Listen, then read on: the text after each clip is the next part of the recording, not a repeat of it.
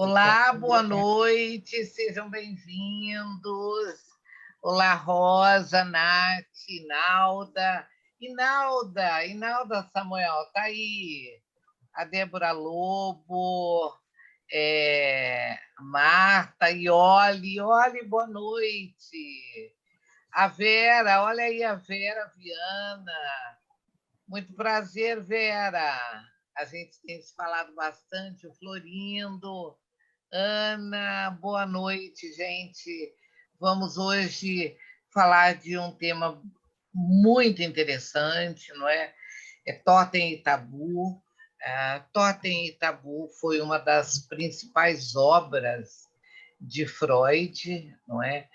E nós precisamos entender o que é que Freud, na realidade, quis, o porquê que ele quis escrever Totem e Tabu, não é?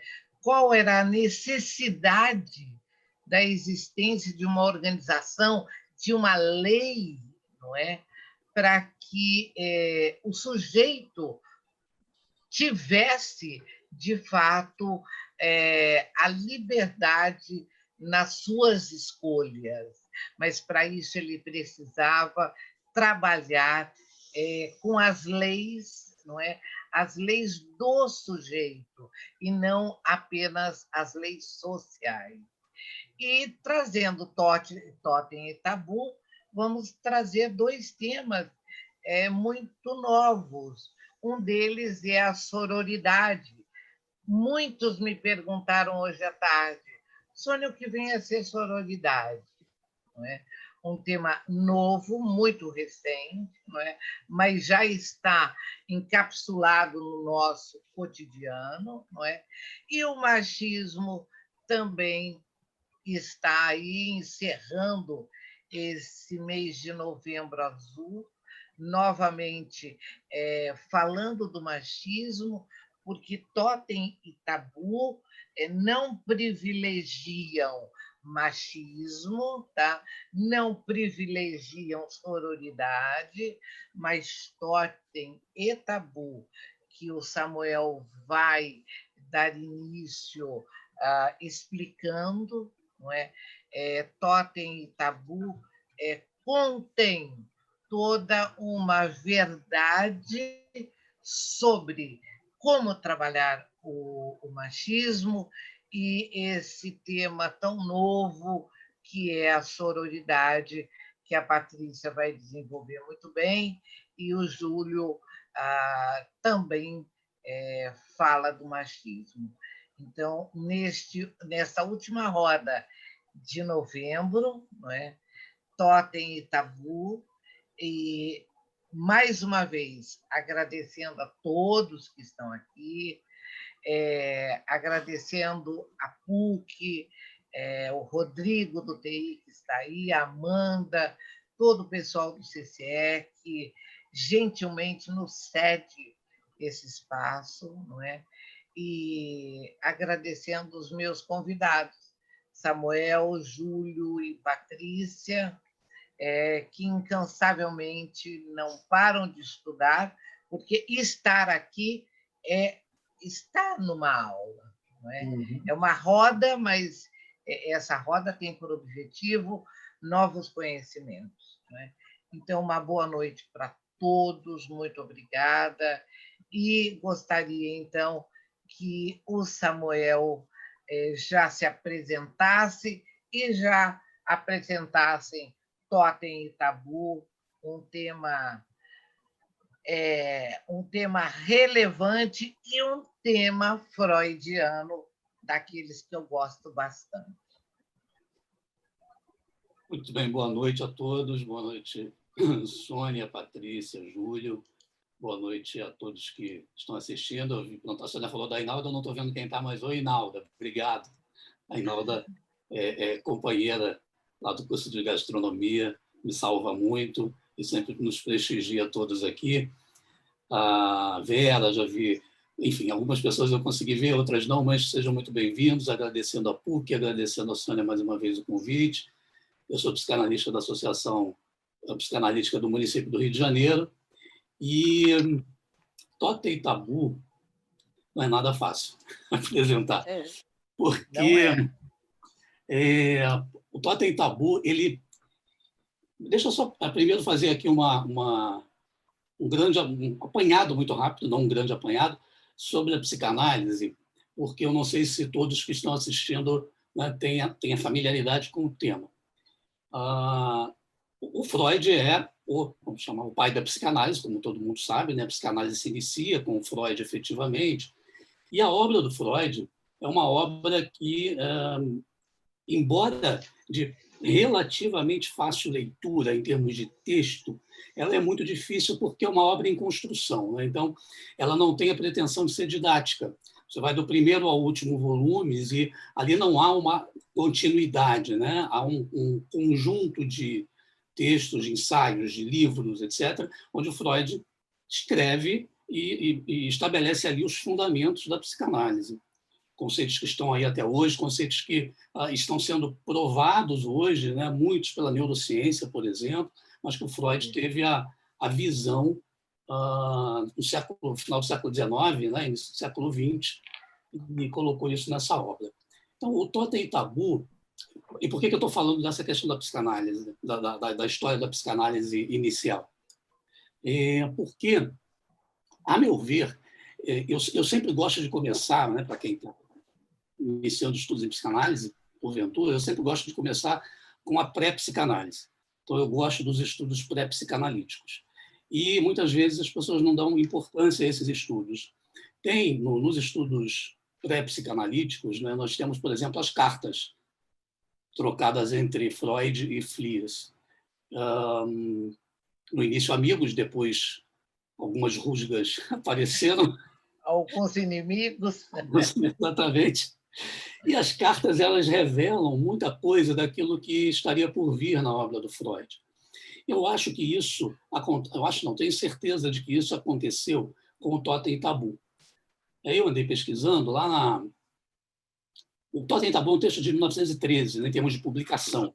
Mas a preocupação do Freud com essa questão, que a gente pode aí resumir como sendo uma questão de antropologia social, mas também de psicanálise, né, porque o Freud vai estudar o totemismo e os tabus estabelecidos a partir de alguns pontos analíticos, entre eles a sociologia, a antropologia, mas a grande questão dele é ver como a psicanálise vai resolver essas questões.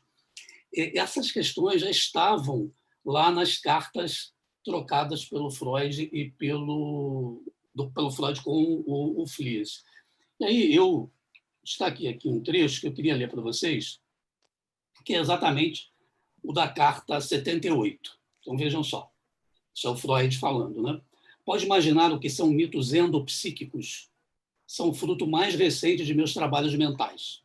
A obscura percepção interior de nosso próprio mecanismo psíquico estimula ilusões de pensamento que são naturalmente projetadas para o exterior e de modo característico para o futuro e o além-mundo. Imortalidade, castigo, vida após a morte, todos constituem reflexos da nossa própria psique mais profunda, a psicomitologia. Então, aqui, a meu ver, a gente já tem assim, um revelar de alguns interesses do Freud em relação, por exemplo, às questões chamadas endopsíquicas, né? Como é que a mente funciona, o que a gente produz. Ali ele já lança a base do que é uma projeção, né? E a gente pode pensar no deslocamento. Se eu pudesse resumir Totem e Tabu em dois grandes conceitos, nós teríamos aí projeção e deslocamento como conceitos-chave. Mas vamos lá, vou tentar ser didático. E o Totem e Tabu é um livro, no Freud, na verdade, é um conjunto de 4 ensaios em que ele trata de de 2 temas fundamentais, né? O primeiro tema é o horror ao incesto. Ou seja, por que nós temos o horror ao incesto? Por que a sociedade humana se desenvolveu, foi fundada em cima desse conceito de relações exogâmicas, né, e não de relações endogâmicas. E o outro grande tema seria o mito do parricídio, né? Ou seja, quem é o pai morto. E acho que aí a gente tem uma... Claro que tem o tema do tabu, mas está tudo misturado.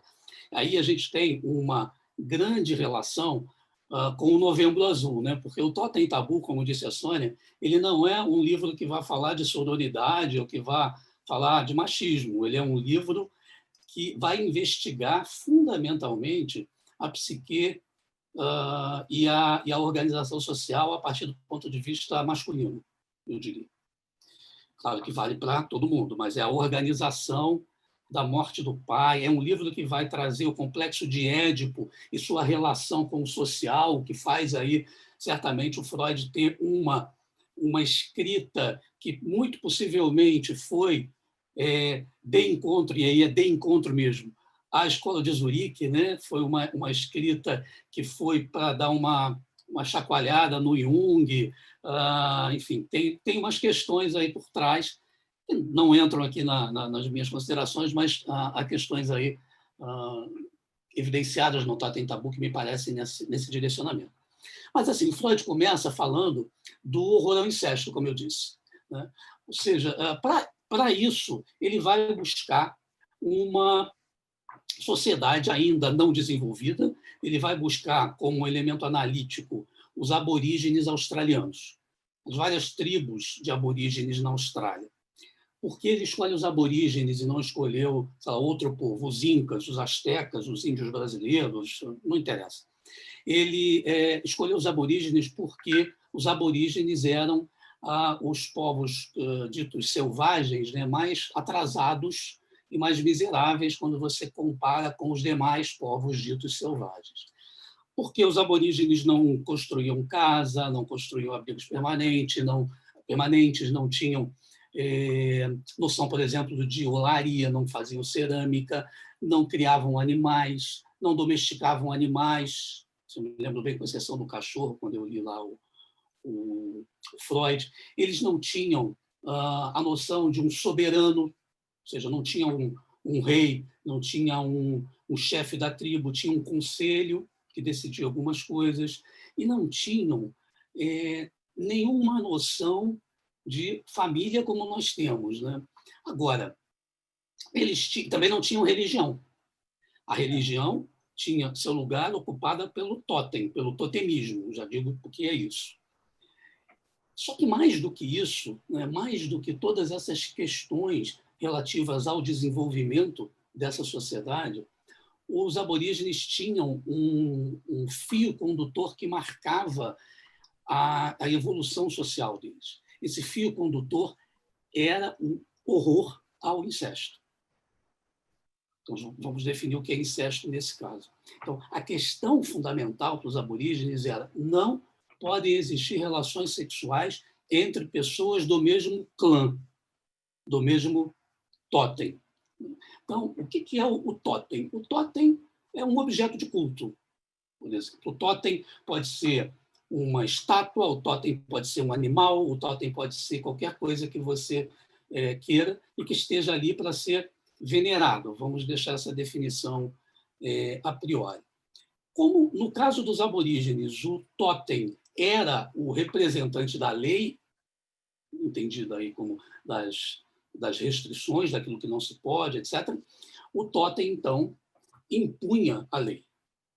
E o que vem com o totem, como vem normalmente com as religiões, né? Vem o tabu. Ou seja, o tabu é aquilo que não pode ser tocado, falado, visto, compartilhado.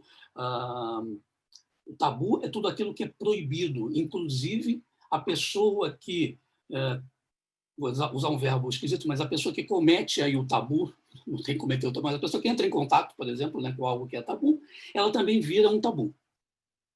Do totem, ou seja, de uma adoração, vamos dizer assim, a um objeto que representa alguma coisa, vamos chegar lá, nós temos os tabus que não podem ser quebrados, né? O tabu, como eu disse, ele pode ser um comportamento, pode ser um lugar, pode ser uma coisa, mas é sempre alguma coisa absolutamente inaceitável, porque ele vai contra qualquer lei ou qualquer questão moral daquele grupo.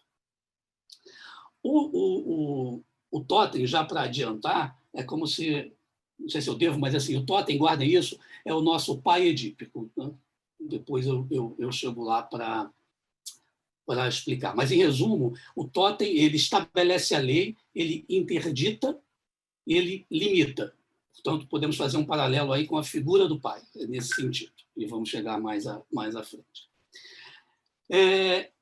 E aí, em relação... Deixa eu pegar o livro do Freud e ver uma coisa aqui para vocês, se me permitirem, ainda em relação ao totem.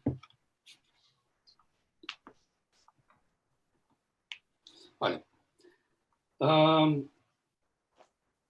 o Freud começa a fazer, a partir dessa análise do totem, do totemismo, um paralelo com a doença obsessiva.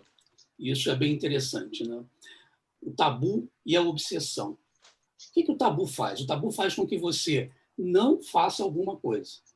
Deixe de se relacionar com uma pessoa, deixe de praticar um ato, deixe de tocar um objeto. E, normalmente, a doença obsessiva age da mesma maneira. Ou seja, existe aí uma semelhança no fato de que você não tem... Nem vou ler o Freud, depois eu leio. Existe aí uma semelhança no fato de que você não tem, tanto no tabu quanto na obsessão, nenhuma necessidade de uma ameaça de punição. Ou seja, não é preciso ninguém chegar e dizer para você não faça isso, porque isso já foi dito, isso já está inscrito em você. Ou foi dito ou foi internalizado. Se você fizer aquilo, algo vai acontecer. Algo absolutamente horrível. Então, qual é a comparação que é feita? Já existe uma certeza interna na pessoa, no caso do tabu e no caso da obsessão, uma espécie de convicção moral ou qualquer coisa do gênero, que leva ao pensamento de que uma violação dessa convicção gera uma desgraça absurda, insuportável, um sentimento que não se pode ter, que a pessoa não vai aguentar. Então, é assim, também fazendo paralelo, né? Se nós formos lá na doença obsessiva, na neurose obsessiva, o núcleo da neurose obsessiva é exatamente a fobia de contato. O que eu quero dizer com isso?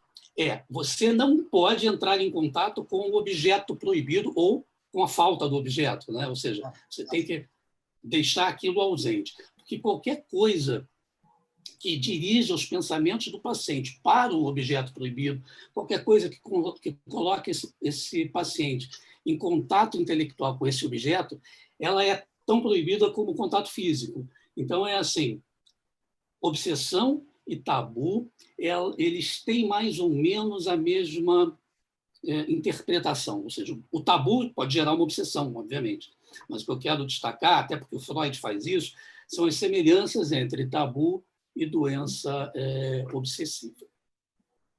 No caso das interdições obsessivas, né, das proibições obsessivas, o que nós também vemos na clínica é que elas se sujeitam a deslocamento. Né? O que é deslocamento?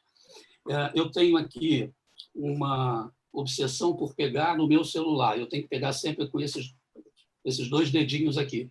Se eu não faço isso, alguma coisa vai acontecer, vai explodir a casa do vizinho ao lado. Sim, porque tem que ser do vizinho ao lado, não pode ser a minha. Mas, em geral, é com um ente querido seu, né? Em geral, é com alguém de que você gosta. Vai explodir o meu pai. Não vou contar para ninguém que meu pai já faleceu. Vai explodir o meu pai.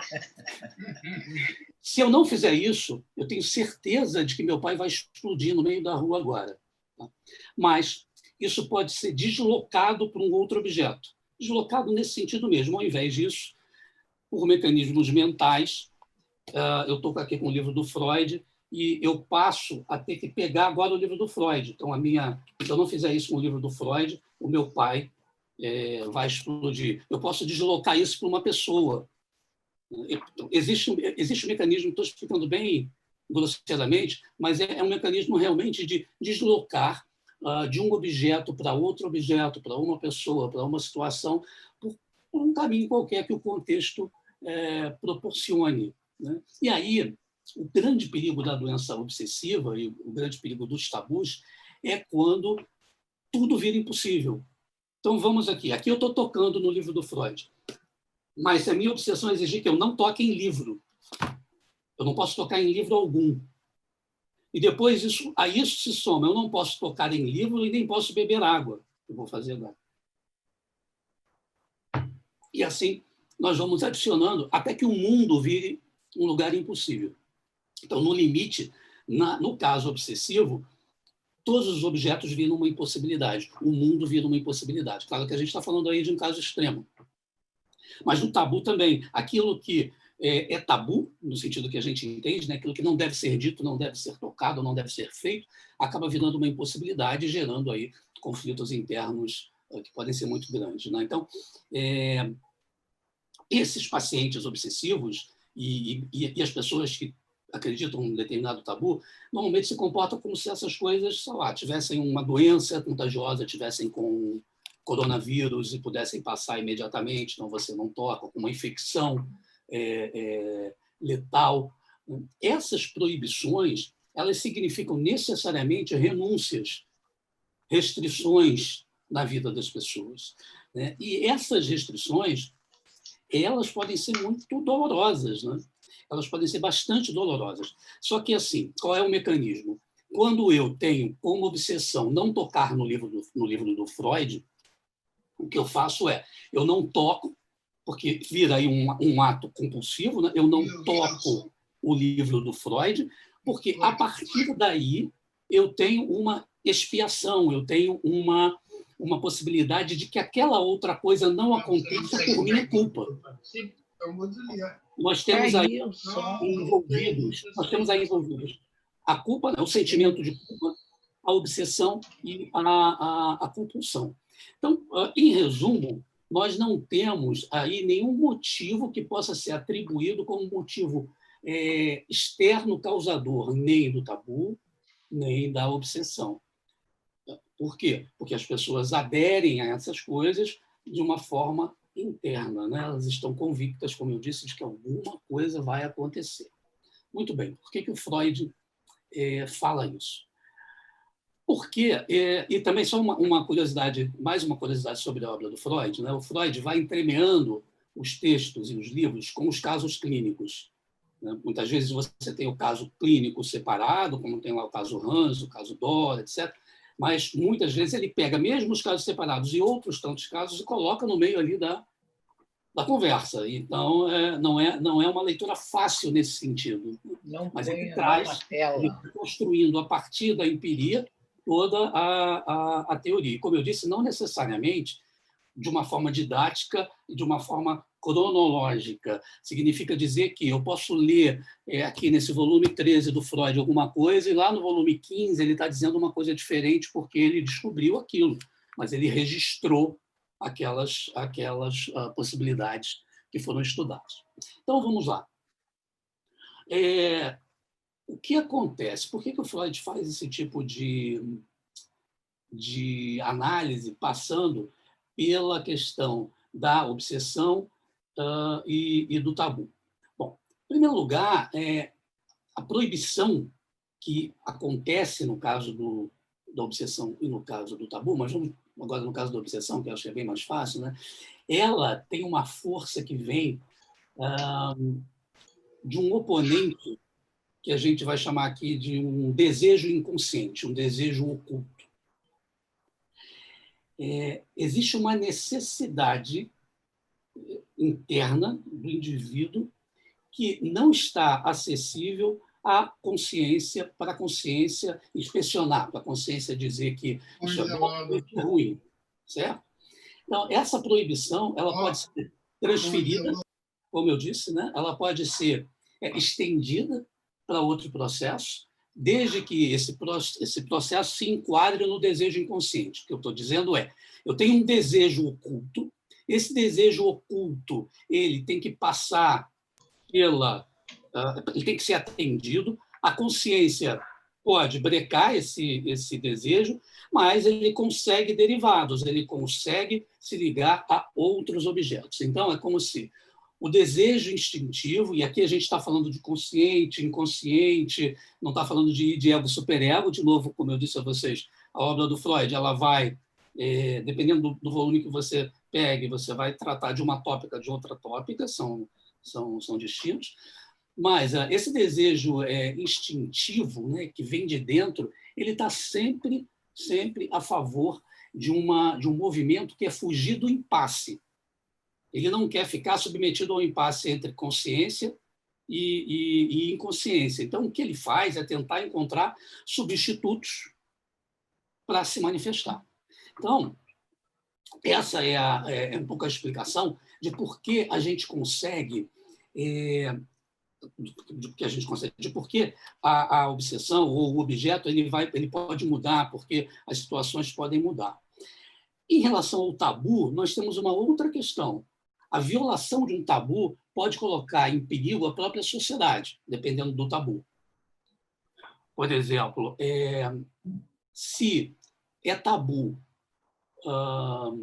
se é tabu furtar, vamos colocar aqui como tabu e não como lei escrita, é tabu furtar. Alguém furta. Qual é o grande perigo? Se não há nenhuma sanção, é que os outros comecem a imitar. Então, você pode ter, no limite, um estado de imitação na sociedade de todos os indivíduos e um perigo à manutenção dessa sociedade. O Freud faz, por exemplo, uma análise, fazendo já passagem lá para o ensaio 2, se eu não estou enganado. Ele faz uma análise do tabu em relação aos mortos. Por exemplo, pessoas que tocam em mortos podem virar impuras. Se eu me lembro bem, ele faz, naquele momento em que trata da questão dos mortos, ele faz uma análise da projeção que as pessoas fazem das suas maldades nos demônios, ou seja, os demônios, né, as coisas ruins, na verdade, seriam muito mais projeções daquilo que as pessoas sentem. Então, elas projetam a sua maldade ou aquilo que é ruim num ser que se chama aí demônio, ou o que você quiser, que se chama sei lá, papel de parede, não importa. Mas há uma projeção dos seus desejos e da sua maldade para aquele outro ser. Por quê? Porque é preciso. Essa projeção é necessária para manter e para manejar um conflito emocional e para manter ali um equilíbrio. O sujeito não dá conta daquilo, ele projeta do outro. Essa projeção, eu disse logo no início que nós estamos trabalhando basicamente com conceitos de projeção e deslocamento. Essa projeção, a projeção de percepção que eu tenho dentro de mim, portanto, percepção interna, né, para fora, nós sabemos que é um mecanismo bastante primitivo. Né? E a esse mecanismo, por exemplo, estão sujeitos às nossas próprias percepções sensoriais. Ou seja, é assim, eu sinto frio, eu sinto calor porque alguma coisa muda aqui na minha temperatura, eu tenho um mecanismo de regulação de homeostase que faz com que a temperatura do organismo varie, etc. E tal, mas é muito mais de percepção do que de outra coisa qualquer. Está tudo mais constante, existe uma projeção. A projeção, então, desses impulsos malvados sobre a visão sobre seres seria, nas palavras do Freud, um sistema que constituía uma visão de mundo desses povos mais primitivos. Então, estou contando toda essa historinha, mas eu preciso dizer o seguinte, né? O tabu, uma coisa é a obsessão é uma neurose. O tabu não é uma neurose. O tabu é uma instituição social, é uma regra, é alguma coisa que foi estabelecida. Você até pode ter uma neurose por conta dessas regras, né? Porque elas podem funcionar aí como superego, e daí você não conseguir manejar e desenvolver algum tipo de neurose. De patologia, de neurose. Né? E o Freud tem uma coisa muito interessante que ele fala no Totem Tabu, ele diz assim, uma neurose obsessiva é a caricatura de uma religião. Um delírio paranoico é uma caricatura de um sistema filosófico. Isso é muito interessante, porque neurose obsessiva, caricatura de uma religião, por quê? Porque, no fundo, você está ali submetido a determinadas regras, que são regras internas, você tem que cumprir, porque senão você vai ser punido. Então, ele está fazendo essa... É uma caricatura, né? Como se assim fosse a religião. De novo, caricatura. No caso da paranoia, né, do delírio paranoico, ele fala que é uma caricatura do sistema filosófico, até porque você começa a ter percepções e pensamentos sobre determinadas coisas que estão completamente em desalinhamento, em descompasso com a realidade percebida. Então, temos aí também uma caricatura de uma filosofia, ou seja, não é uma filosofia, é uma caricatura, como se fosse. Né? As neuroses, elas são, para o Freud, o que ele chama de estruturas associais. Elas se esforçam para conseguir, de forma privada, particular, aquilo que a sociedade faz através do esforço coletivo. Vamos lá. Na base das neuroses, e aí eu não sei se eu vou conseguir explicar, porque é uma questão mais técnica, mas na base das neuroses, o que nós temos são instintos sexuais. Na base no caso do tabu, como eu disse, o tabu é uma instituição cultural, nós podemos dizer que ali naquela base o que nós temos são instintos sociais. Esses instintos sociais, então, aí podem ser de natureza erótica, não erótica, né? Pode ser de natureza altruísta, egoísta, enfim, pode ir por essa linha mais de natureza. E aí, por que a questão da neurose tentar, de uma forma privada, resolver suas coisas e ter essa natureza associal, que eu mencionei agora? Porque as necessidades sexuais dos indivíduos, elas não unem os indivíduos. Por que não? Porque a satisfação a satisfação sexual é assunto de cada um. Então, você não tem necessariamente essa neurose como sendo um motor de união social. O que você tem aí é uma necessidade privada no sentido de ser de cada um, de satisfazer as suas necessidades. O Freud, e eu estou falando isso tudo por uma razão, porque a gente chega lá no último ensaio, que normalmente é o ensaio que mais se analisa, né, que tem a ver com a horda, que tem a ver com, né, aquela sociedade primitiva e tal, mas ele chega lá já com esses conceitos, né, de deslocamento, de projeção, do que é totem, do que é tabu.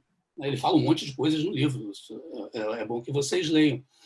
Eu não tenho como aqui fazer um resumo nesse pouco tempo. Mas lá, no quarto ensaio, onde o Freud vai questionar, vou voltar ao tema, qual é a origem da exogamia e qual a sua relação com o totemismo.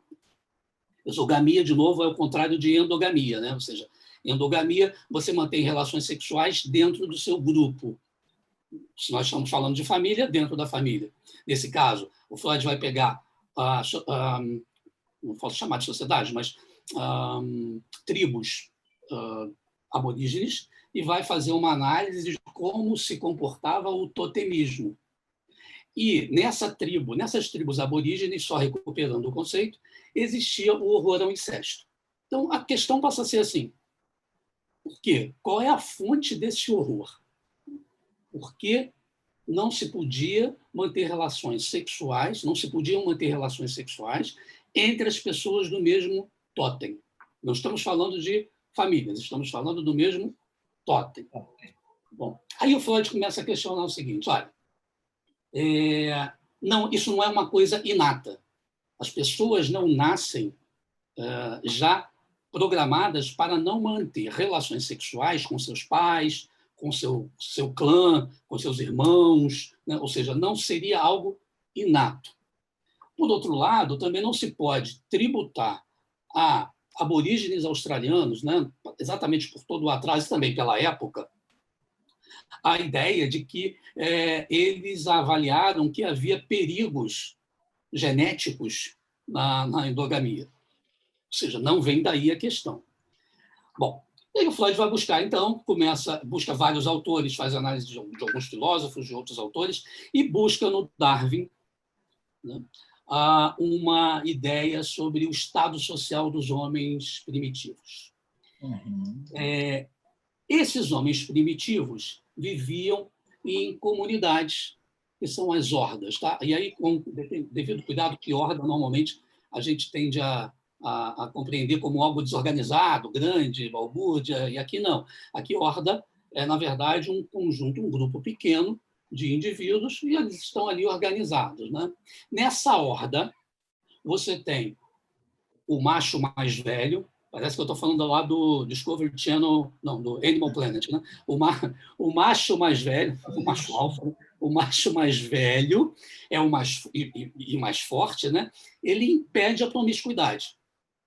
Ou seja, ele pode ter as mulheres ali, mas os filhos dele, por exemplo, não. Os outros, né? Cada um ali na sua e tal. Quando o macho novo cresce, o que acontece? Lembrando lá o Animal Planet, ele acaba desafiando o tudo bem, pode não ser da mesma família, mas aqui eu estou falando de uma horda, está todo mundo ali interligado. Ele acaba desafiando o chefe, e aí existe uma luta. Ele, se ganhar, toma o poder, fica com a ordem, com as mulheres, se não ganhar, é expulso e vai montar a sua própria horda. Bom, então temos aí uma primeira coisa, né? Uma primeira questão, que é a organização em pequenas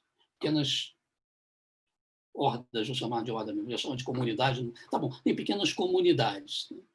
Só que é o seguinte, o Freud também pega lá o Durkheim, pega um monte de autores e debate, questiona, eu vou passar um pouco ao largo disso.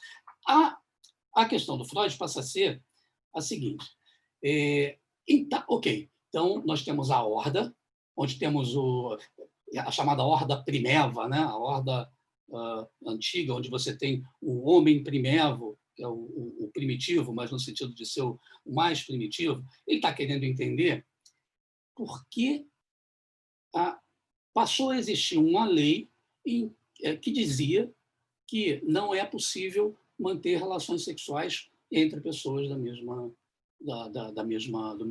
clã, da mesma horda. A dúvida passa a ser se essa questão acontece antes do totemismo ou ela resulta do totemismo. E para o Freud, ela não resulta do totemismo, e aí ele entra com uma análise mais psicanalítica. Ele traz, por exemplo, uma análise do comportamento infantil. Ele diz assim, olha, a criança ela não é arrogante como o adulto da sua espécie, e o que ela faz? Ela não traça uma divisão, uma linha divisória entre ela e os outros animais. Ela não se sente superior, ao contrário. Ela não tem nenhum escrúpulo em permitir que os animais sejam seus iguais. Portanto, a criança está ali, se enrola com os animais, não tem esse problema. Ela percebe aqueles como iguais e possivelmente acha estranho os seus semelhantes adultos. A partir dessa... Desculpa que a minha luminária está... Acho que ela não está muito satisfeita com o que está ouvindo, está tentando fugir do assunto. Porque também o Freud fala de animismo, de objetos, então talvez a luminária esteja passando por isso. Eu não Exatamente, ela pode não estar gostando. Eu não toquei no assunto, mas enfim, deixa aí. Então é assim, quando fala da criança, aí o Freud enxerta a análise do Totem e Tabu com a questão edípica, com a questão do... ele começa falando, ele traz o pequeno Hans, ele fala da fobia por animais, né? Porque algumas crianças têm fobia por animais. O que são esses animais? Aí ele diz assim, olha, aí eu tenho um trecho, porque de cabeça, desculpe, mas não dá. Ele diz assim, o ódio pelo pai, só do que eu lembro, eu tenho que achar logo.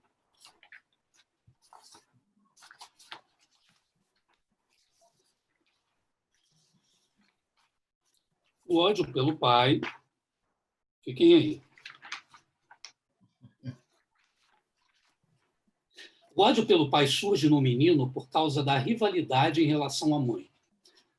Desculpa, o ódio pelo pai que surge no menino por causa da rivalidade em relação à mãe não é capaz de adquirir uma soberania absoluta sobre a mente das crianças. Tem de lutar contra a afeição e a admiração de longa data pela mesma pessoa.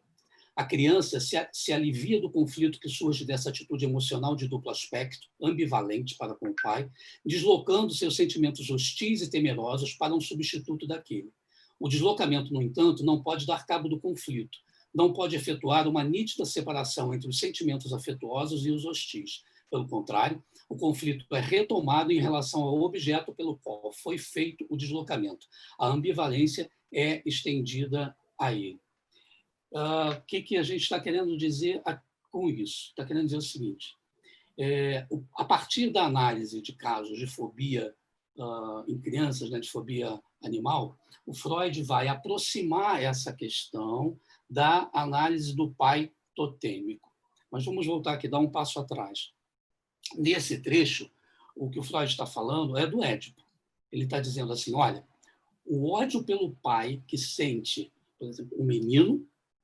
Por quê? Porque ele quer a mãe, ele tem ciúmes da mãe, né? Ele é apaixonado pela mãe. Vamos lembrar que a relação da criança com a mãe é uma relação una, né? Ou seja, ali você tem um cordão umbilical, etc. Então, só depois de algum tempo é que você tem o processo de ideação e de transformação em um sujeito desejante, mas antes disso tem o Édipo.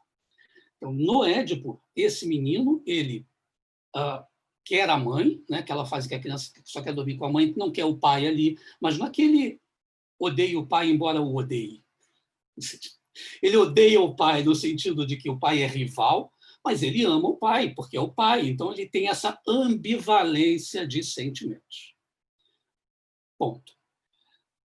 Casos de fobia animal, foi que o Freud trouxe o caso do pequeno Hans e outros casos. Caso de fobia animal significa o seguinte: a criança desloca para o animal esses sentimentos, porque para a criança é algo complexo. Como é que ele vai odiar o pai se ele ama o pai? Então, ele passa a ter medo do animal. O animal é o pai. Agora, deixa eu voltar para tentar explicar um pouquinho essa questão em relação ao totemismo. O Freud faz uma análise, né, de um mito totêmico, ele faz ali alguma digressão sobre esse clã. O que é o clã? Vamos lá. Você tinha ali uma horda primitiva, uma horda primeva. Nessa horda tem um macho dominador, como eu disse, né? Tem o pai. 2 filhos foram expulsos. Vou resumir aqui o caso. 2 filhos foram expulsos e planejam reconquistar. Não só planejam, como voltam, reconquistam e matam o pai. Matam o pai, assumem o lugar do pai. O que vem depois disso? Bem, vem o seguinte.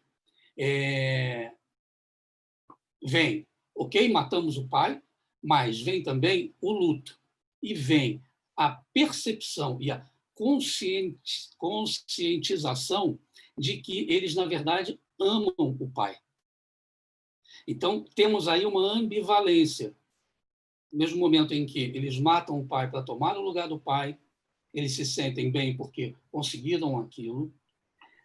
Existe uma ambivalência que faz com que eles tenham que viver o luto passa a existir ali obrigatoriamente. Esse luto, eles percebem que eles amam o pai e a coisa está feita. Para que aquilo não aconteça, estou eu simplificando muitas coisas, mas para que aquilo não aconteça, é preciso impedir que novamente alguém mate o pai.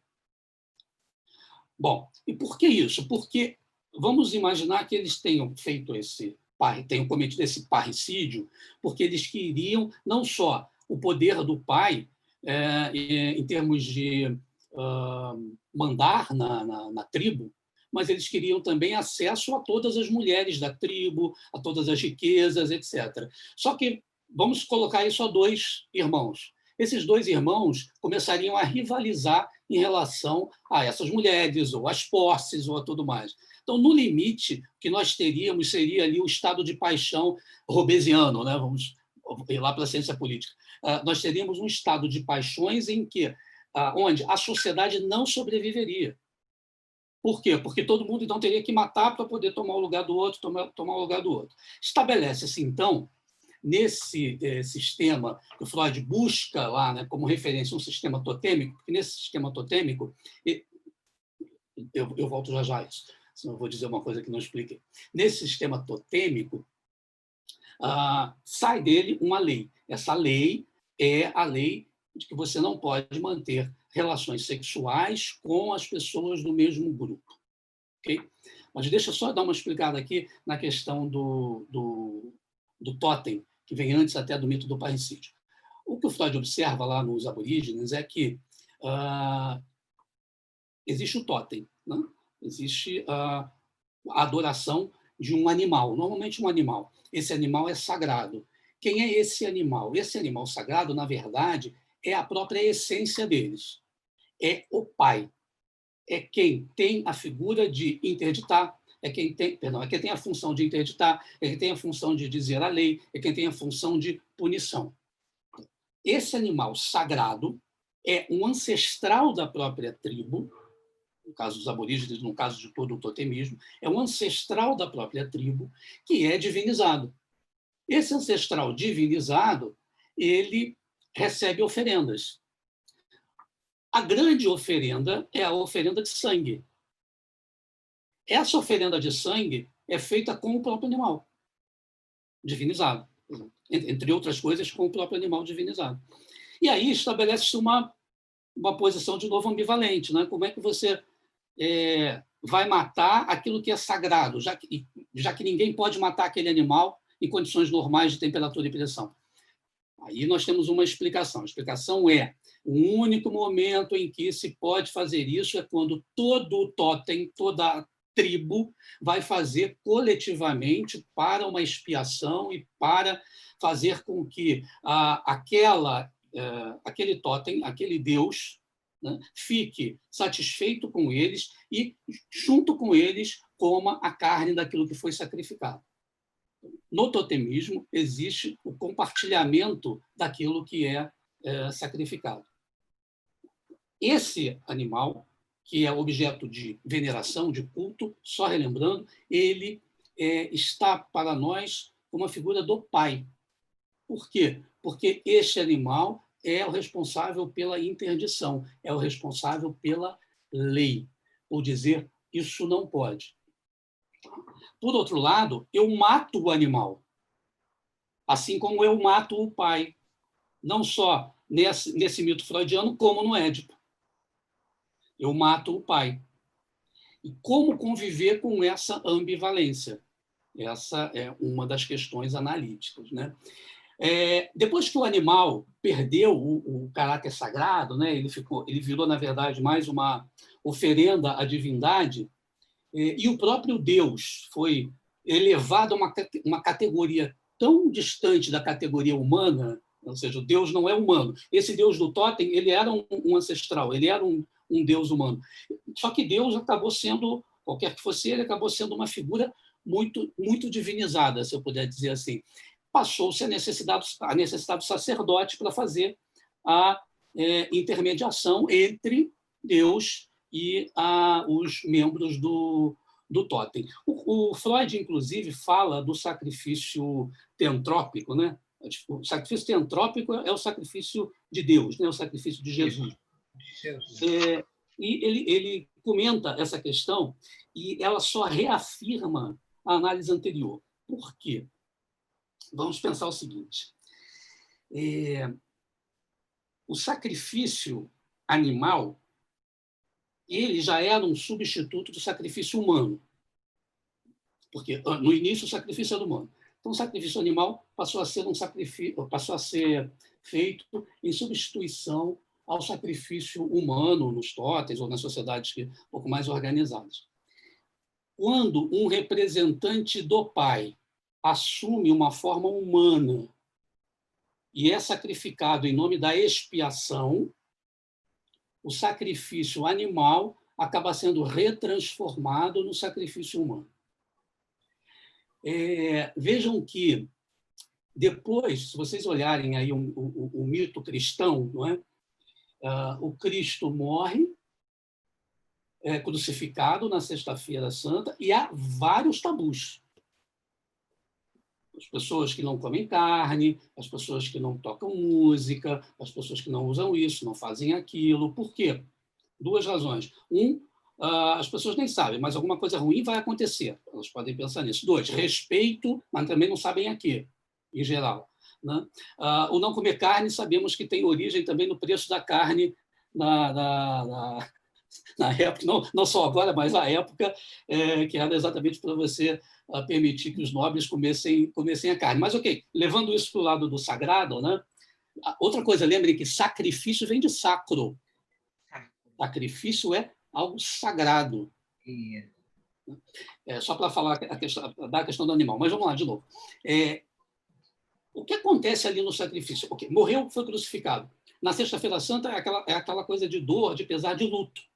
O luto é revivido. E logo depois tem a ressurreição. A ressurreição é a festa, é o festival. Isso é exatamente a sequência das sociedades, entre muitas aspas, totêmicas, que é o sacrifício animal, o luto e a festa.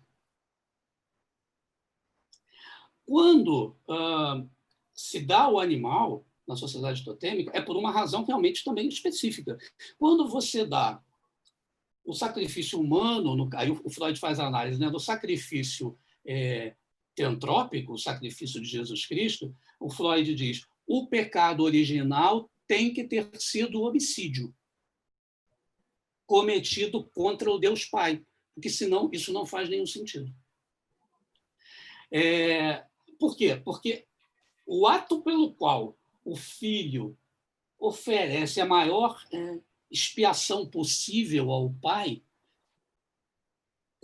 e aí voltando à questão analítica, né, conduz também à realização dos desejos do filho contra o pai. Deixa eu tentar explicar. Olha, de novo, gente, não tem nada a ver com nada contra ou a favor da religião. Estou fazendo aqui uma análise a partir do Totem e Tabu, né, de como se compreenderiam questões religiosas, e no caso aí do cristianismo. Quando o filho morre, ele toma o lugar do pai, porque ele mesmo se torna o Deus, já que são 3 em 1. Então, é de novo, o mesmo mecanismo, né? Morre em sacrifício, toma o lugar do pai, assume os poderes do pai. Tá? A dinâmica é mais ou menos essa. E aí o pai morto, aí, saindo da questão do cristianismo e entrando em todas as questões edípicas e também do totemismo, o pai morto ele é mais forte que o pai vivo. Porque o pai morto ele estabelece mesmo as regras e qualquer tipo de não cumprimento de regras gera uma reação absurda, uma desgraça total.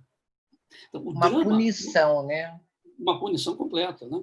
Uma coisa interessante também nessa obra do Freud, para mim tem algumas, mas uma delas é que ele trata aí a psicanálise da religião, a psicanálise relacionada à moral, a psicanálise e à sociedade, né? E trata o Édipo também. Só que ele trata o Édipo, para além da questão pessoal, ele trata, e aí vem a coisa do Jung, ele trata uma questão que ele chama de mente coletiva.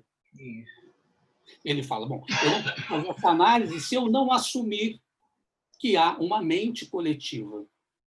Então, isso é uma questão também para a gente ponderar, porque normalmente a gente só associa o inconsciente coletivo junguiano e tudo mais, mas o Freud faz aí um movimento de analisar o coletivo. E daí nós temos no tripé lá da formação de psicanálise a análise didática, não é? No final das contas, está lidando com o grupo e com transferência ali no grupo.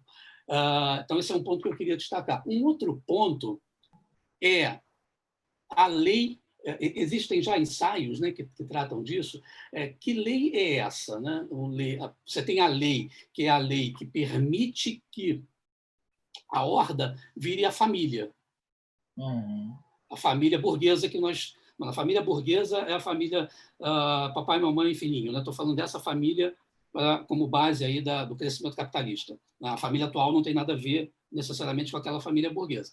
Mas essa família, ela é necessária, ela foi necessária, ou o conceito de família, qualquer que seja, mesmo o atual, né, mais fluido, esse conceito ele é necessário para que a sociedade consiga caminhar. Porque senão nós chegamos ao estado das paixões. E aí todo mundo mata todo mundo e acabou, não tem como. Portanto, vamos ao direito. Antes do direito, a lei que vem daí é o interdito, né? O interdito do pai.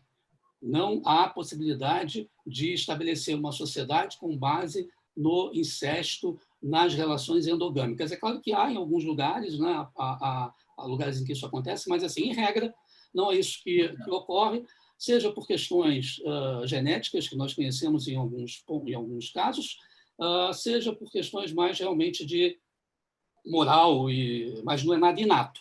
Tudo tem a ver com a nossa própria psique, com a nossa formação. A outra coisa é a relação que sempre, qualquer aluno aí que estudou direito vai ter visto lá, ética, moral e direito, a comparação das três coisas. E muitos autores do direito vão buscar também, nessa questão do Freud, a explicação da lei mesmo. Né? De onde vem a lei? Essa lei ela teria um duplo movimento. Um foi esse que eu falei, da questão do incesto, pode, não pode, e outro seria uma lei diante do uso do ser humano para o mal, ou seja, diante do uso dos ímpetos destrutivos das pessoas por outras pessoas, o que você faz? Daí você vem com a lei e interdita, com a lei que vai, obviamente, a reboque da moral, dos costumes, etc., mas que tem origem aí, que tem origem na psique, segundo alguns autores, a partir da obra do Freud. Pensando aqui um pouco, o próprio Lacan faz retoma um pouco essa questão, não do totem tabu, mas ele fala do interdito, né? Ele fala que o pai promulga a lei da proibição do incesto. O pai é que está ali dizendo assim, olha, não pode, ele faz a interdição. Então, é como se o pai fosse um jurista, né? Um jurista não necessariamente escrevendo a lei, mas a figura do pai é a figura do interdito. Então, em linhas gerais, acho que era isso, falei demais, mas o importante aí é que nós temos esse conjunto de conceitos, projeção, deslocamento, sabemos que o totemismo tem a ver com a adoração de um objeto, qualquer coisa assim, que é divinizado, e nas sociedades totêmicas analisadas pelo Freud, o mais importante é o animal, né? O animal como totem. Esse animal ele representa essa sociedade, agora eu vou me dar a liberdade de chamar de sociedade, representa essa sociedade, esse animal representa os interesses, representa também, ao mesmo tempo, a lei, representa a interdição, diz o que deve, o que não deve. Esse animal, ele, como Deus, é agradado a partir dele mesmo, porque é o animal ofertado em sacrifício a esse Deus animal que expia todos os pecados e permite a prosperidade dessa sociedade. A partir daí, nós temos a questão, o Freud faz um exercício, né, teórico de imaginação, de análise do que ele chama de horda primeva, do homem primevo. Temos o mito do parricídio, que é exatamente quando os dois filhos voltam para matar o pai, assumem o seu lugar, passam a ter o poder, mas percebem que amam o pai e que, portanto, não deveriam ter matado o pai, e assim surge a lei. A lei interdita o incesto, que também interdita o homicídio, nesse caso, o parricídio. Então, Por quê? Porque, resumindo tudo, nós temos um sentimento ambivalente. É ódio e amor. E essa ambivalência, ela vai sendo, na criança, ela vai sendo manejada, e dependendo do manejo, o que você tem é a repressão ou o recalque de uma dessas questões, né, de ódio ou de amor, e aí, cenas dos próximos capítulos numa outra novela, nós teremos o retorno do recalcado, né, ou o retorno do reprimido. Esse retorno do recalcado ou reprimido acontece muitas e muitas vezes na adolescência, fase que muitos conhecem, que muitos não todos conhecem, mas que alguns que estão aqui assistindo certamente já sabem como é uma fase difícil, às vezes muito pelo retorno do recalcado, pelo reviver dessas experiências infantis lá de trás. Espero que eu tenha ajudado. Samuel, muito obrigada, foi fantástica a aula, né?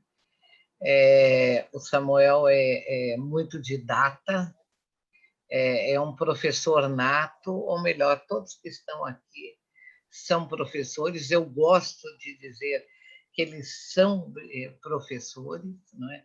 Fez aí uma digressão perfeita, não é? Dessa obra, que é muito difícil realmente de ser trabalhada em tão poucos momentos, não é?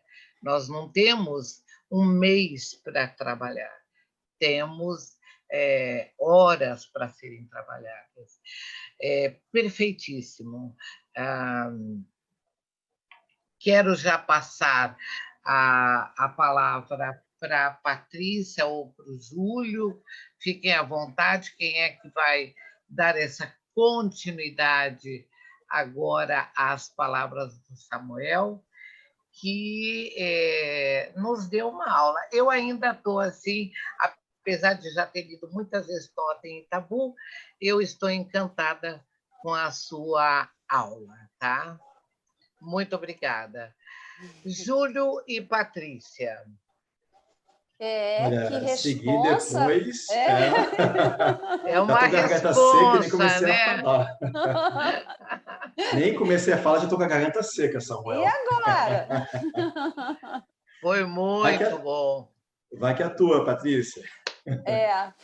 Foi muito bom, né? Há tempos, e a gente revive, né? Esse texto realmente é maravilhoso, marca a gente lá desde os tempos de graduação, né? O narcisismo, o totem e tabu, e deixou a gente emocionada aqui. Ficou todo mundo calado, né? Agora vai ser difícil.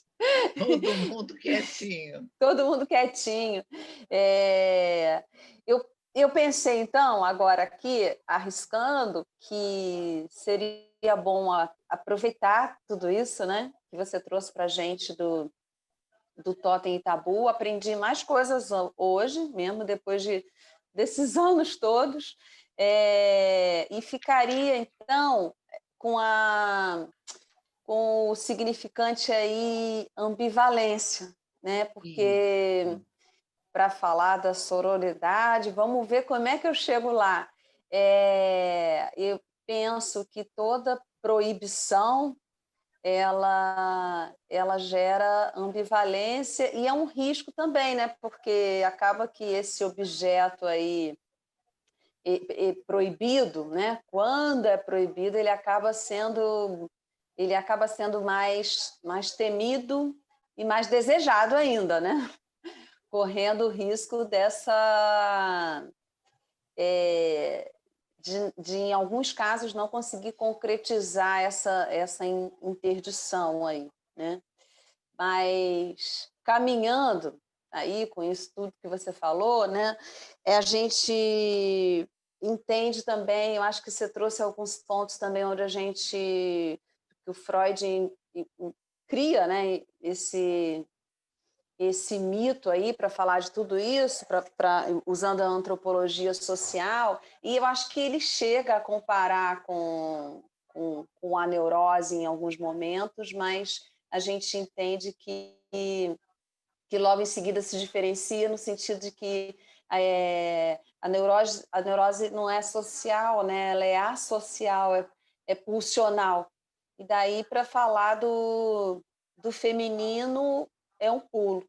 Eu vejo assim que esse texto, né, e essas concretizações que vieram a partir disso, pode trazer uma introdução aqui para a gente para pensar, então, né, depois de tudo isso aí, né, que você falou, é o pai morto, é o pai que depois de morto se torna muito mais idealizado. Você explicou isso muito bem. A gente vê isso, né, também, né, depois da morte, tudo se torna mais endeusado, vamos dizer assim. Mas é justamente, eu acho que é a partir disso que a gente convido vocês a pensar junto aqui, que a gente começa, então, a poder ver uma sociedade com aí os homens e as mulheres circulando, né, minimamente aí, já interditados, vamos dizer assim, e aí pensar um monte de coisa, né? Inclusive nas relações, depois de tudo isso, né, Samuel? Depois de toda essa aula, depois de toda essa, vamos dizer assim, esses tempos, esses primórdios, né, de tanta coisa que foi lapidada em relação a isso, né? Eu acho que a gente pode imaginar, então, uma sociedade aí com homens e mulheres e seus devidos interditos, e caminhando para para um conceito bem atual, né, da sororidade, que eu entendo hoje em dia que é vamos dizer assim, um herdeiro do feminismo, né? Também tudo isso é bem após aí se a gente for colocar em episódios, né, essa vida psíquica aí do ser humano, bem após o Totem e Tabu, a gente tem o feminismo, coisa que foi muito falada aqui para quem acompanha os webinários aí de segunda a segunda. A gente já teve muita aula sobre isso, e a gente teve também uma aula onde a gente falava justamente sobre as feminilidades, né? As, no plural, feminilidades, até chegar, eu acho que hoje em dia, o que a gente fala de sororidade. Claro que é um conceito que caiu um pouco na mídia, então a gente está assim, sem saber o que é, né? O que não é, pode ser que sim, um herdeiro do feminismo, mas para poder pensar na questão da rivalidade entre as mulheres, né? Porque depois das interdições, eu acho que sobram também as rivalidades, né? Que aí, depois que a gente sabe que não pode sair por aí matando todo mundo ou transando com todo mundo, enfim, como a gente pode enxergar isso, a partir dos interditos, eu acho que sobra muito a rivalidade herdeira de um imaginário aí entre as mulheres, né? Teve um webinar aqui que a gente falou, que a Sônia trouxe uma PhD aí, trouxe toda a história da luta feminista, ponto a Foi a ponto. Lourdes Marcelino. Foi a Lourdes. E depois a gente teve o webinar sobre as feminilidades, onde a gente falou que recordou, né, os conceitos freudianos, assim, que a mulher realmente é um enigma. Trouxemos um pouco da questão do complexo de Édipo e inclusive do ponto onde a psicanálise assume que ela não vai definir o que é uma mulher ou o que quer uma mulher, né? Uma mulher. Mas apenas falar sobre esse desenvolvimento psíquico que carrega muitas complexidades, né? Então, eu pensei bastante assim que a questão da sororidade, ela pode talvez ser vista como um pacto, né, de ética, de uma construção social assim entre as mulheres, que pudesse se apoiar em conceitos onde não houvesse tanta rivalidade, A gente fala também uma coisa assim, não é propriamente, apesar da palavra, né, vem de soror, do latim, de irmãs, não uma, como alguns textos falam assim, uma broderagem de brother, né, de serem amigas, não, porque daí eu acho que não permitiria as diferenças, né, que é um ponto tão central na questão das mulheres. Mas, muito pelo contrário, assim, respeitando as diferenças, mas no conceito de uma a uma, de poder pensar que eu evitei uma palavra aqui, mas assim, entre todo esse percurso aí, né, da civilização, vamos dizer aí, onde eu falei, né, homens e mulheres circulando, e circulando como, a gente sabe bem, né, como que começa a circular, a gente sabe bem do patriarcado, a gente sabe bem desse papel da mulher na sociedade, né, de como que isso foi evoluindo, até onde isso está chegando, e eu acho que o Júlio vai entrar um pouco mais nisso, assim, e que a questão do machismo ainda permaneceu muito, muito em alta, considerando se aproveitando, vamos dizer assim, estou falando dessa maneira pela primeira vez, do fato da mulher ser castrada. Então, acho que assim, para a psicanálise isso é essencial, né? Porque é a partir daí que permite a mulher ter tantos significados assim, né? Ela justamente não carregar esse fardo, né? de ser fálica, e é a partir disso que permite que a mulher tenha tido um papel tão expressivo, né? na evolução das sociedades, tenha tido um papel tão expressivo, que a gente testemunhou aí no webinar da Lourdes, mas, ao mesmo tempo, por outro lado, ter se encaixado aí, de uma certa forma, ter dado margem, né, para o machismo que existe até hoje. Então, acho que esse conceito, a gente ainda vai ter que estudar mais, o conceito de sororidade, mas diz respeito ao fato das mulheres poderem não contribuir com o machismo, né, e serem opressoras aí nessas lutas das minorias, nisso tudo que, apesar da evolução da sociedade, a gente continua testemunhando, né?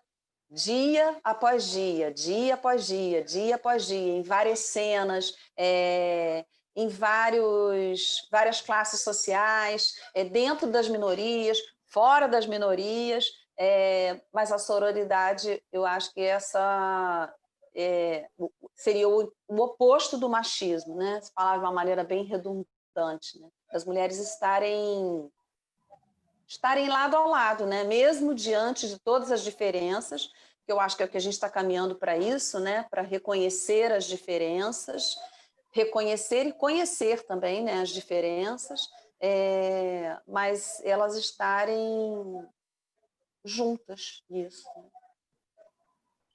Né, Patrícia. Júlio? Patrícia, Eu acho... antes do Júlio, eu que participei, né, lá da década de 80, e eu sempre disse que eu nunca fui feminista, né? E continuo falando, eu não sou feminista. Então, quando essa palavra surge, não é, na mídia, ela me soou muito bem, porque soror, não é? São as irmãs, são aquelas que se apoiam. Então, eu não preciso ser feminista para ser amiga, para ser apoio daquela mulher que sofre. Não, eu preciso apenas ser a Sônia, ser a mulher, estar ali. Então, nesse meu sempre na minha fala de completude, a sororidade ela soa mais ou menos igual.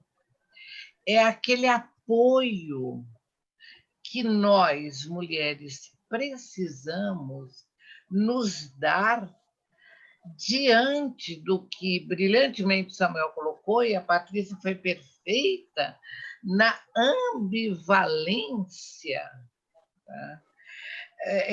Dessa mulher que não pode ser fálica, que sofre porque não pode ser fálica, mas que sofre também por não ter uma sociedade que a veja, a entenda como mãe, como trabalhadora, como profissional e como companheira, aquela que se completa, seja ela mulher, seja homem, mas esta sororidade vem para mim, encaixou muito bem na minha história, onde de feminista eu nunca fui, mas eu sempre fui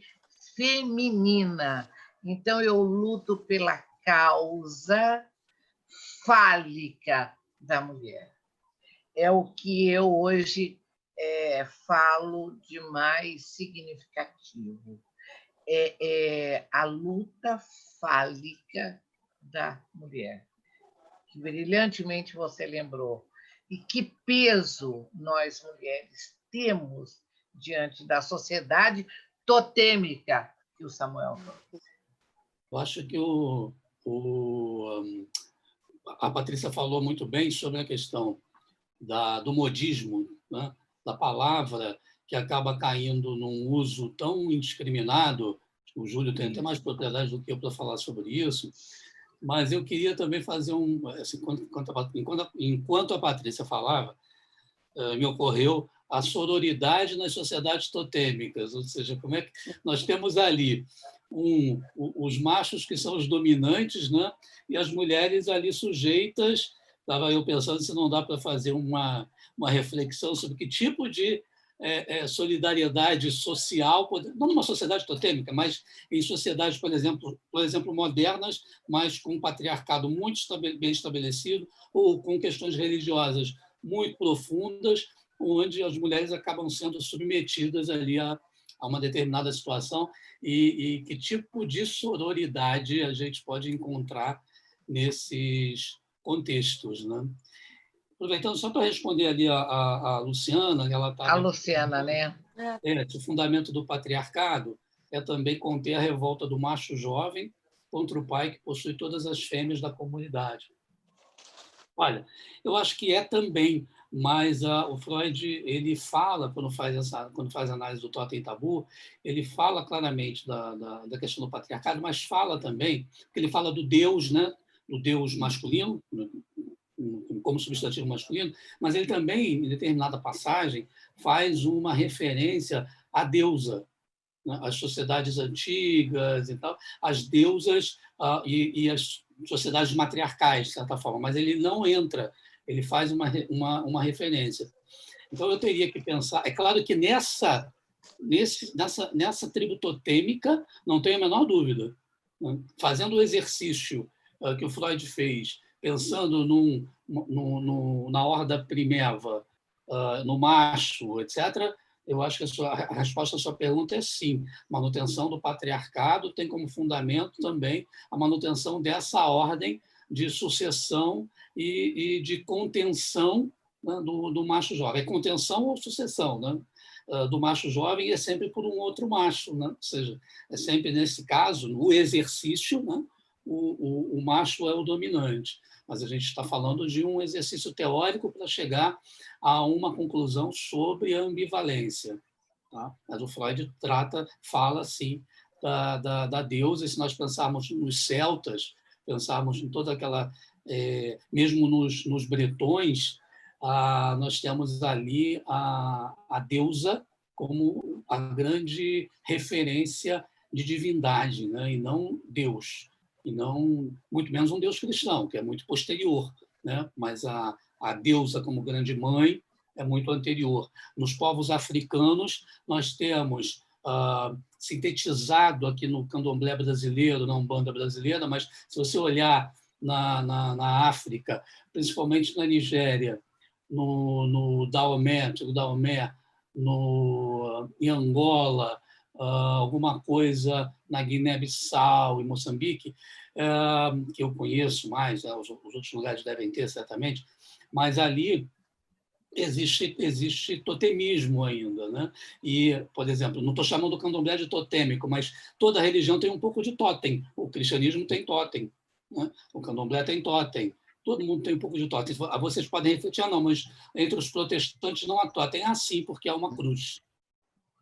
Né? Há uma figura de um Deus. Aí vocês podem me dizer, mas é um Deus... Não importa. Há um totem. Não estou querendo levantar a questão de adora, não adora, não é disso que se trata. Não. Há um totem que remete, né?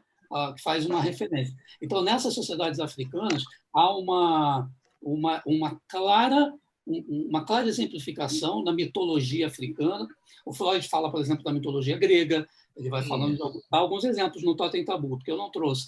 Mas, no caso da mitologia africana, é muito clara e muito fácil você entender essa representação do deus local como sendo o ancestral, né? Então, se você pertence àquela tribo, você vai ser um devoto daquele deus, porque ele é o seu ancestral divinizado. E você tem todas as características dele.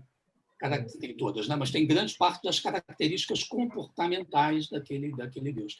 Mas respondendo ali, sim. E as sociedades africanas, muitas delas são matriarcais. Então, por isso é que... Isso que eu ia lembrar. As sociedades são muito mais matriarcais do que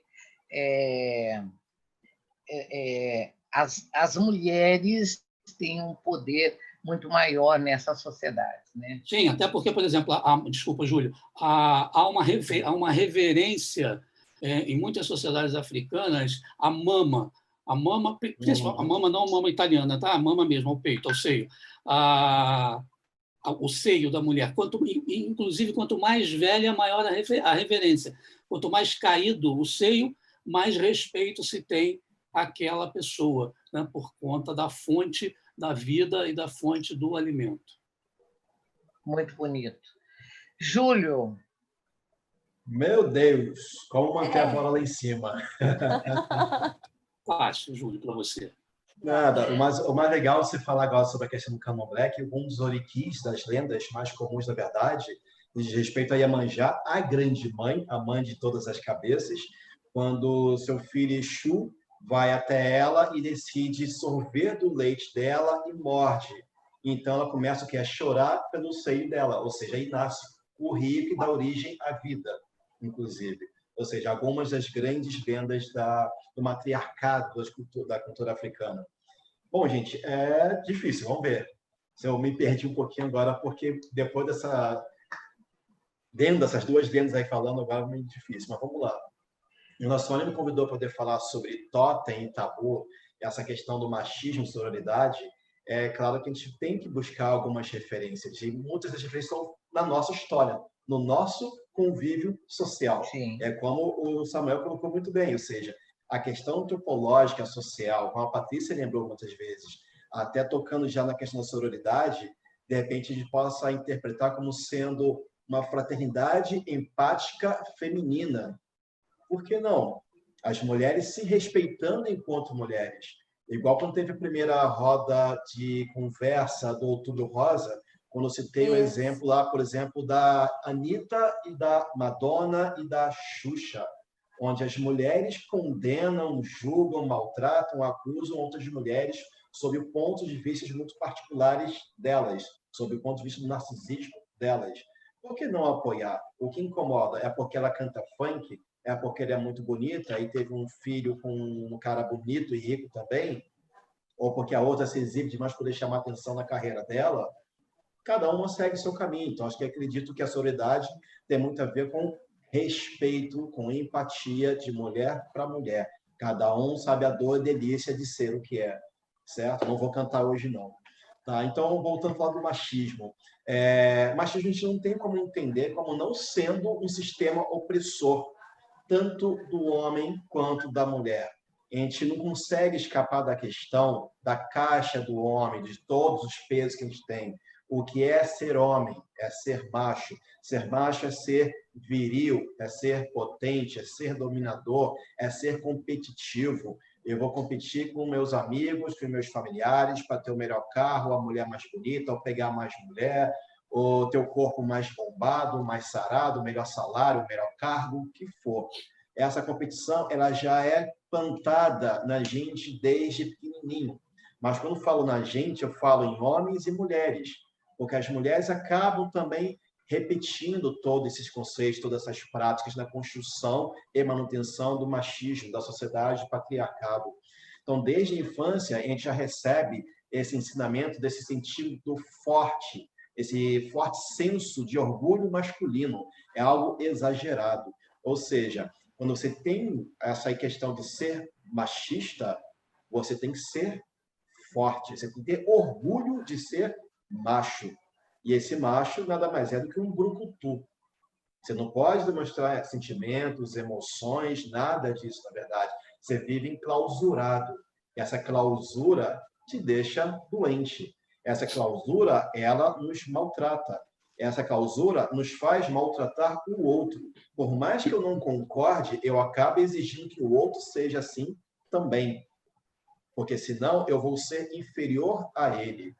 Então, o sistema machista ele é um sistema opressor de verdade. A gente pode dizer que é um conceito antropológico, porque há uma falsa crença dessa superioridade masculina sobre a mulher. E acredito que a gente pode até falar mesmo de totemização da masculinidade, ou das masculinidades. A masculinidade eu interpreto como sendo um mito. Existe um livro do Sócrates no Lástico que é fantástico, o mito da masculinidade, que é até uma das obras que eu usei na minha tese para falar sobre isso também. Ou seja, o machismo ele é normalizado e normatizado na sociedade, por todos nós. Ou seja, ele é normalizado porque nós entendemos como uma coisa normal. Ser homem é ser aquilo, ponto. O que é ser ensinado, o que é enxergar ser homem, para homens e para mulheres. E ele é normatizado porque a gente vive à base de regras, de condutas sociais, elas que norteiam os nossos comportamentos todos.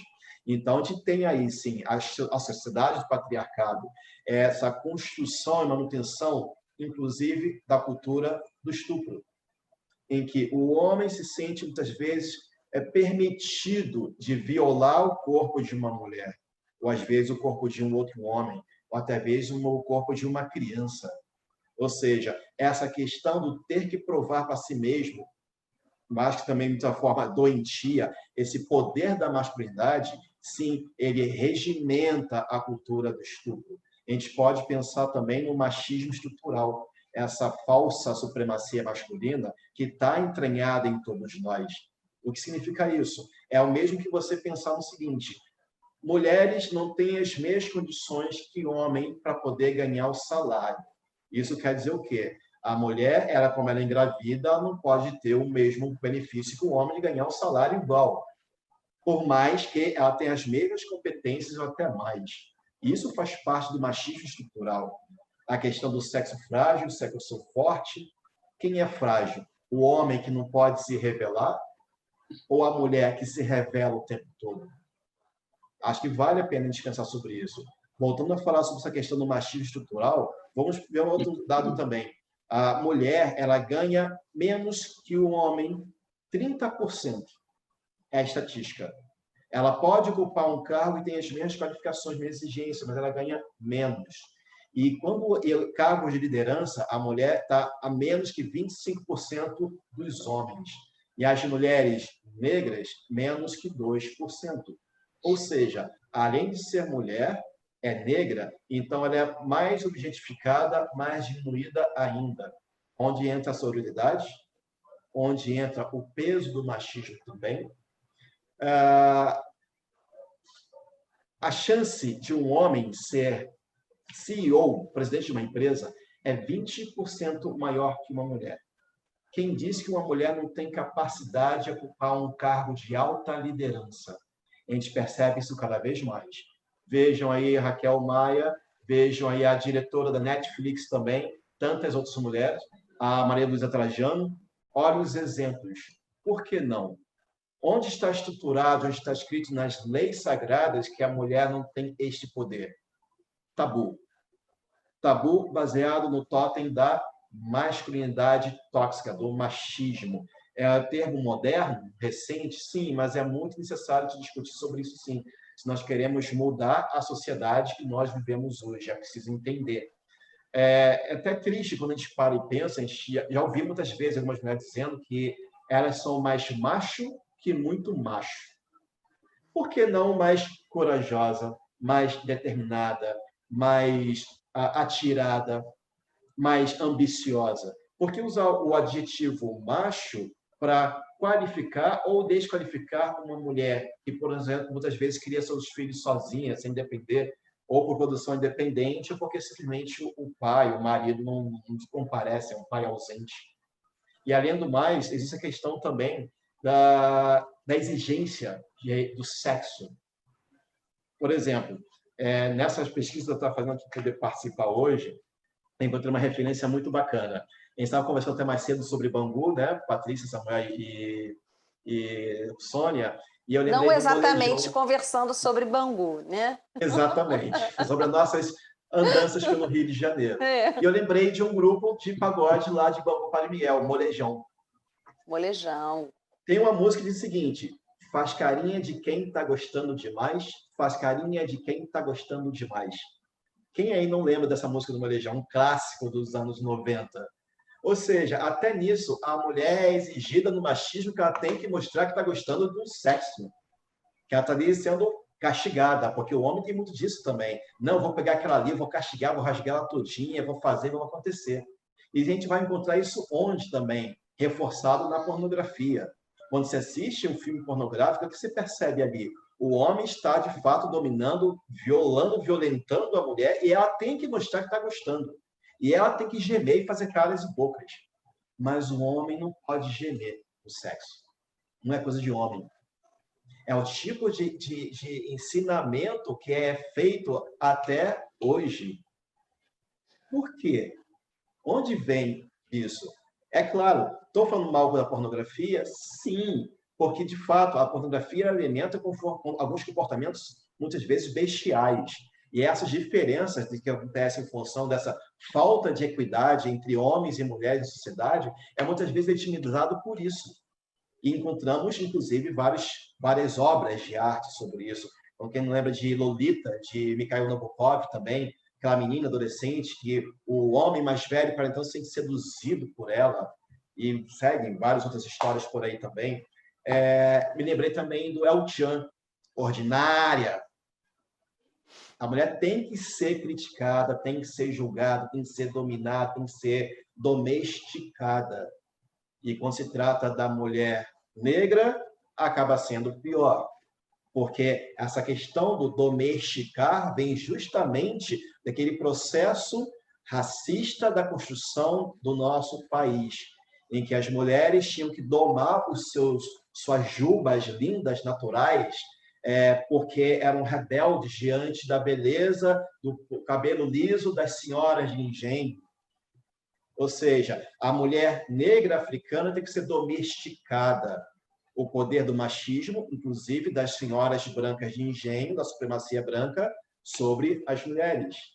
Inclusive, sem entrar em questões aqui religiosas, a gente sabe que tem um pé muito forte disso também. E a gente volta a pensar também nesse machismo estrutural. Coisa de homem, coisa de mulher. Mulher não usa cabelo curto, não raspa cabelo, mulher não joga futebol, não bebe cerveja, Samuel com suas madeixas lindas, deixando meu black crescer também de novo. E mulher não pode paquerar. É piranha. Mulher que vai pro bar com as amigas para beber é puta. Por quê? Em que isso vai desqualificar uma mulher se sai em grupos de amigas para poder beber uma cervejinha no bar? Onde está essa lei sagrada que define o que é coisa de homem, o que é coisa de mulher? Tabu. Nada mais baseado que o totemismo da masculinidade tóxica. Muitas vezes a gente pode até parar e pensar também na questão da culpa. E a gente fala em totem e tabu, como o Samuel colocou aí, a culpa pesa. Gostar daquilo que é proibido é feio, o sagrado e o profano. A mulher, quando vai casar, tem que ser pura, casta, casar de branco. E se sabem que ela não é mais virgem, nossa, vai casar de branco, aquela já deu para todo mundo. É um sonho. É uma fantasia. Há que respeitar. Por mais que não exista mais o mesmo peso de antanho, existe um peso para aquela pessoa ali. Então, sim, é importante ter essa questão da sororidade, do respeito entre as mulheres, e é preciso entender e trabalhar muito os pesos que o machismo tem sobre todos nós. Agora, vamos pensar, quando chega, por exemplo, a traição. Eu já ouvi várias vezes, se o homem traiu a mulher, é porque ela não foi mulher suficiente para o marido dela. Ela não foi boa demais na cama para ele, não cuidou bem demais da roupa dele, não cuidou bem demais das crianças. Se o menino brigou na escola, a culpa é da mãe, que não educou bem o filho. Machismo. Isso é opressão da mulher, da mãe. E o reverso também acontece. Se o pai não chega junto, não está ali presente e tudo mais, ele é falho. A mulher está incentivando o marido a ser daquela maneira, porque não cobra, não põe na justiça, aquela coisa toda. Machismo estrutural. E quando a gente traz para poder pensar também na questão do racismo estrutural, os dois vão dar muito juntos. E por que insistir? Novembro Azul, mês da consciência negra, mas novembro, dezembro, janeiro, fevereiro, azul, consciência negra, todos os meses do ano também. Ou seja, nós estamos celebrando, mas é preciso seguir pensando, discutindo e refletindo. Eu trouxe alguns filmes para poder comentar, para exemplificar. Tá? A minha fala é bem curtinha, e eu vou só compartilhar aqui rapidamente com vocês, se a Sônia me permitir. Claríssimo. Pode compartilhar à vontade. Eu acho que todo mundo deve lembrar desse filme aqui. Titanic. Quem lembra o que a Rose passou? A obrigação que ela tinha de seguir um casamento marcado com aquele cara que ela não gostava, de não poder escolher ou com quem ela queria namorar e casar, de ter que se vestir de determinada forma, se portar de certa forma, não podia dançar certas danças, não podia se misturar com certas pessoas. E ele, inclusive, por ser um rapaz, por mais que belo, pobre, também era o quê? Segregado dos demais. Ou seja, formas diferentes de se viver, totem e tabu. Nunca houve mulher como Gilda, um filme clássico dos anos 40. Para mim, a mulher mais linda do século XX, Rita Hayworth. Ela costumava reclamar que os homens iam para a cama com Gilda e acordavam com ela, porque criou-se uma fantasia absurdamente grande sobre a personagem Gilda, por causa de uma cena de striptease. E essa cena, ela simplesmente cantando a música Put the Blame on May, ou seja, ponha a culpa na May, que era ela que interpretava. Ou seja, a mulher culpada pela sedução e a perdição do homem. E a cena era muito simples, era só ela tirando as luvas e jogando para trás. Isso para os anos 40 foi um absurdo. E Rita Hayworth sofreu muito por causa disso. Recomendo, assista Gilda e assista também Os Deuses Também Amam, que ela interpreta uma musa grega maravilhoso, musical lindo também. O peso que Rita Hayworth sofreu na vida pessoal dela, na carreira dela, por causa deste personagem e por simplesmente ser uma mulher bonita e espírito livre. Hedy Lamarr, outra que causou também nos anos 40, austríaca, a mãe da telefonia celular. Simplesmente isso. E por que ela foi tão perseguida? Porque ela ousou simplesmente fazer um dos primeiros nus no cinema. Década de 40, 50, cinema, filme preto e branco ainda também, ou seja, a mulher ainda pagando por ser mulher. Versos de um crime, totem e tabu presentes aqui. Filme lindo, baseado em histórias reais. a história de Jack Kerouac e um outro escritor americano, que eu não lembro agora. É fantástico, é o primeiro filme adulto do Daniel Radcliffe, o eterno Harry Potter, e a gente pode falar aqui sobre a questão do tabu de amor homossexual. Homem não pode demonstrar afeto por outro homem, porque é marginalizado, é criminalizado.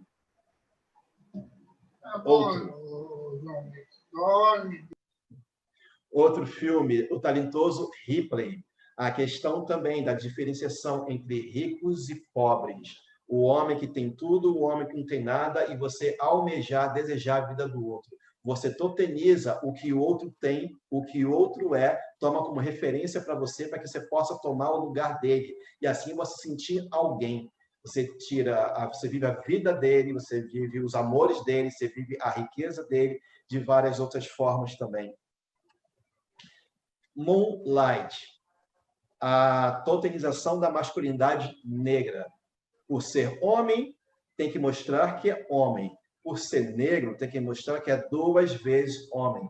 E é como o Franz Fanon já disse, o homem negro nem é homem. Porque muitas vezes o homem negro ainda é objetificado, nadificado e animalizado. Quem tiver a oportunidade de assistir esse filme, assista para poder entender o que significa isso.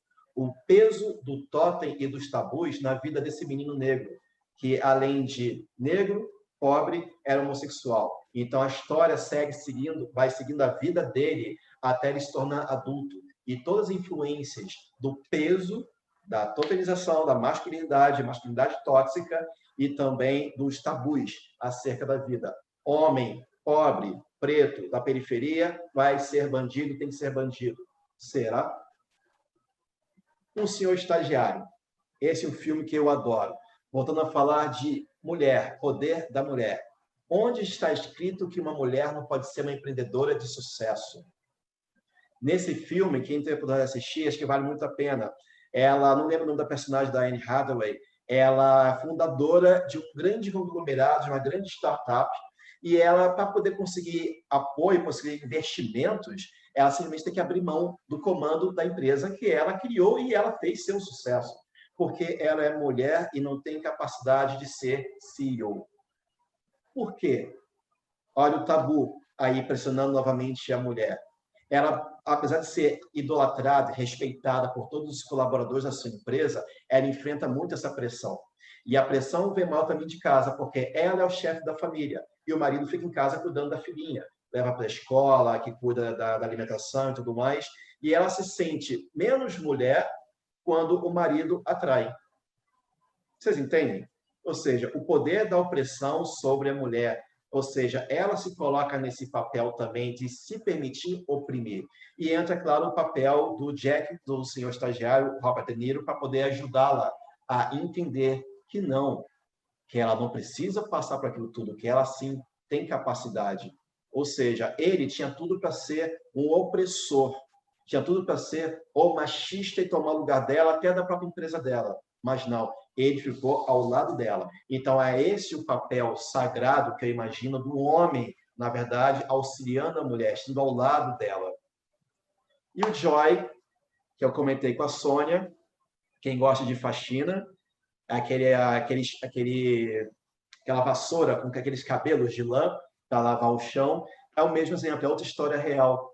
É uma grande empreendedora e ela foi cobrada pela família para ser a mãe perfeita, a ex-esposa perfeita, a filha perfeita, e tudo perfeito. Mas tudo que ela queria ser era ela mesma. Ela não podia. A mãe dizia que ela tinha que voltar para o ex-marido, que só sacaneava ela, porque uma mulher tem que ficar casada. O pai dizia que o ex-marido dela era um fanfarrão, mas mesmo assim tinha que ficar com o marido. Entende? Tudo quanto é pressão. E o marido simplesmente era um parasita. E ela foi usada e abusada de todas as formas, mas ela permaneceu firme no propósito dela. E se a gente hoje faz faxina, e eu faço faxina com o produto que ela inventou aqui em casa, principalmente porque ela teve ousadia, ela teve coragem de ser mulher, de ser ela. Gostaria de dizer para vocês, ela não foi macho, ela foi mulher. Então, a gente tem que aprender a respeitar entender e combater todo tipo de discurso neste sentido. Ou seja, nós temos que entender que existe essa estrutura entranhada em todos nós, desse machismo estrutural, e que isso só nos deixa doentes, a todos nós.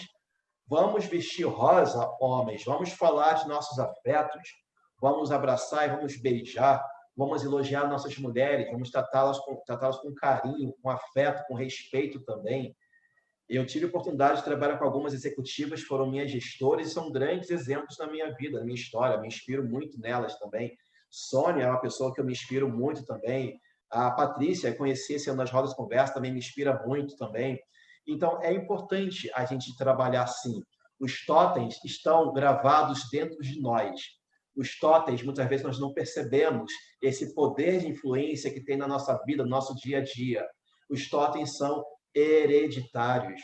Nós herdamos todos eles, nós transmitimos todos eles. A partir do momento que nós reconhecemos isso, nós devemos buscar trabalhar isso dentro de nós, para que a gente possa ter o quê? Mais saúde biopsicossocial.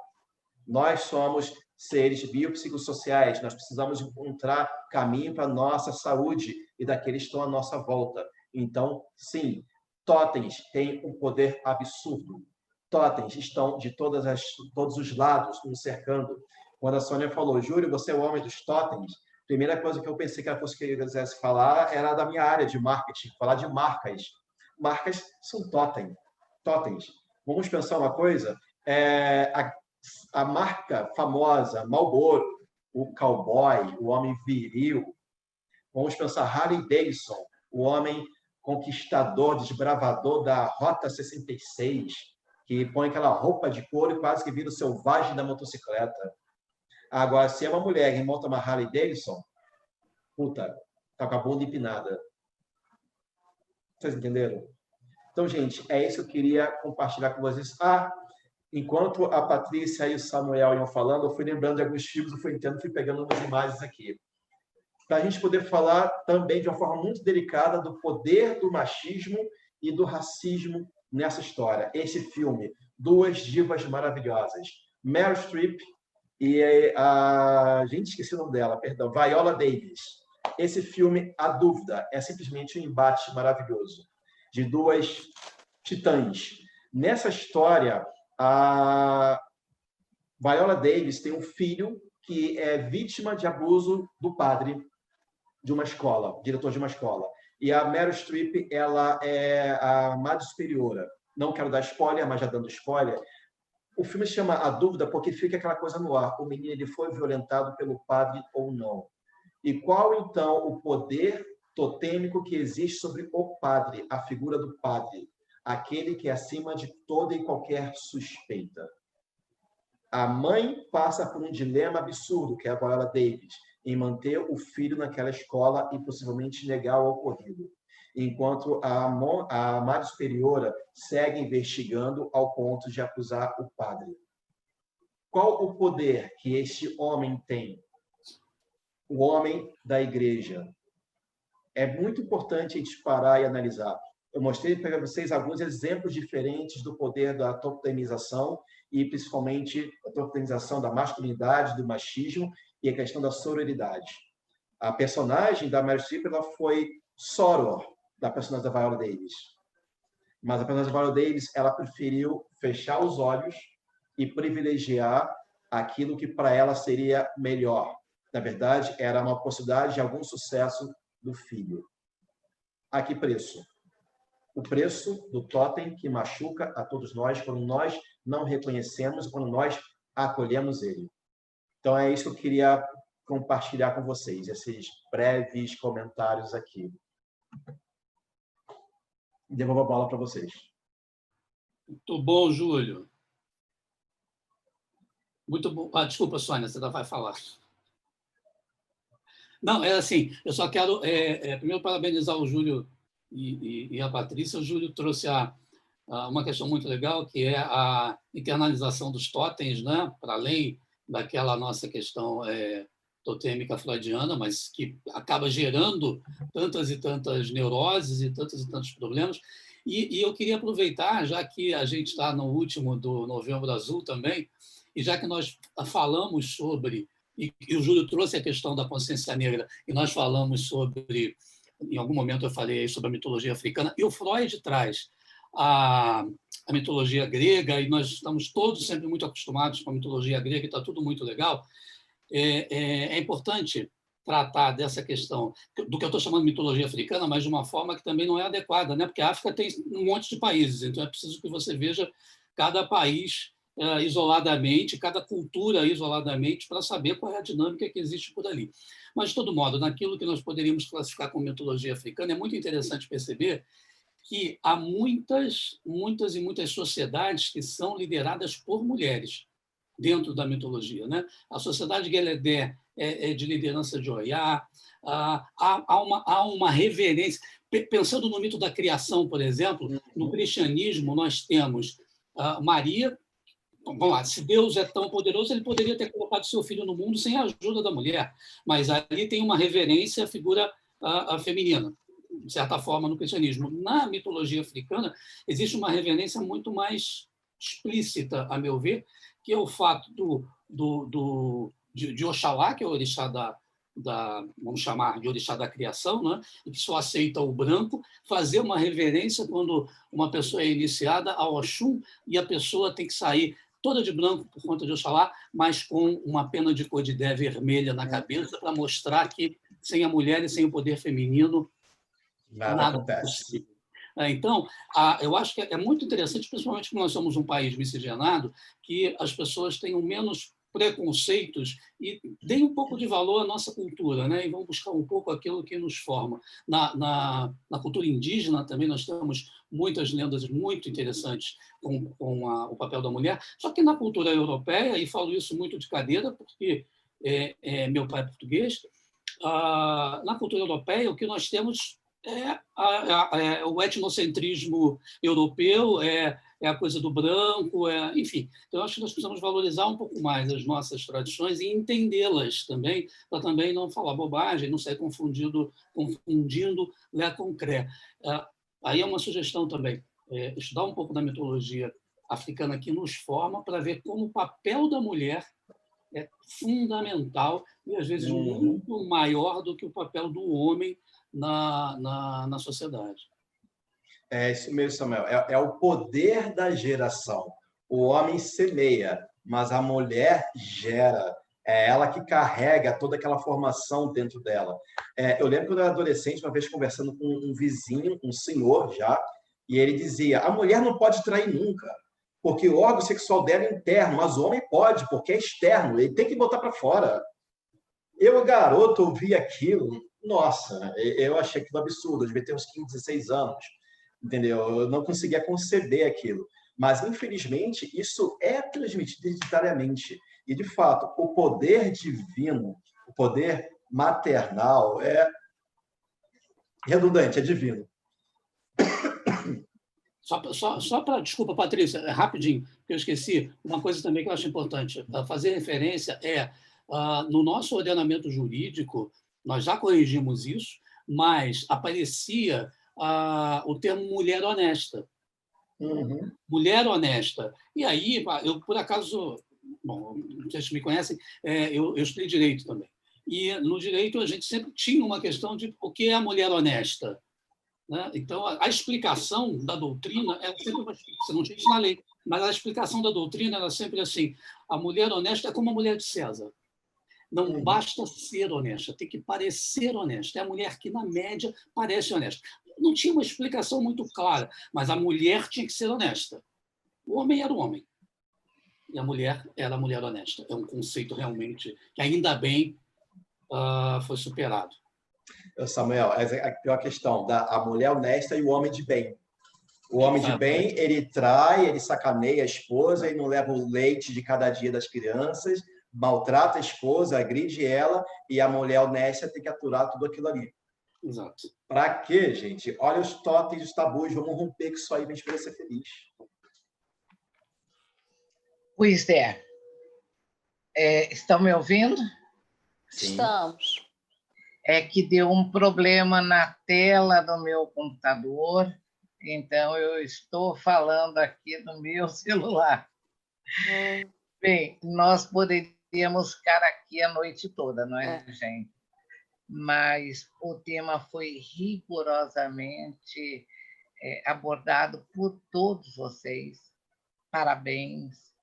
E nós voltamos na próxima segunda, dia 7 de dezembro, para falar na última roda do ano sobre a mídia é um gatilho para a depressão. Nessa roda, eu convidei 2 jovens do ensino médio, a Duda e o Rafael, além dos palestrantes convidados, mas porque a relevância do tema na atualidade não podemos deixar passar despercebido. Nós temos que saber entender que essa mídia que nos dá oportunidade de estarmos conectados, ela também pode trazer algumas patologias. Então, dia 7 de dezembro, encerramos o ano de 2020 e voltaremos em março de 2021. Uma noite agradável a todos, uma semana. Muito obrigada, Samuel, Júlio, Patrícia e todos vocês que estiveram aqui conosco. Muito obrigada. Muito obrigado, eu, Sônia. Obrigada. Patrícia, Samuel, obrigado a todo mundo. Nós é que agradecemos. Um beijo bem grande para vocês e até dia 7. Até. Obrigado. Beijos a todos. Tchau. Tchau, tchau.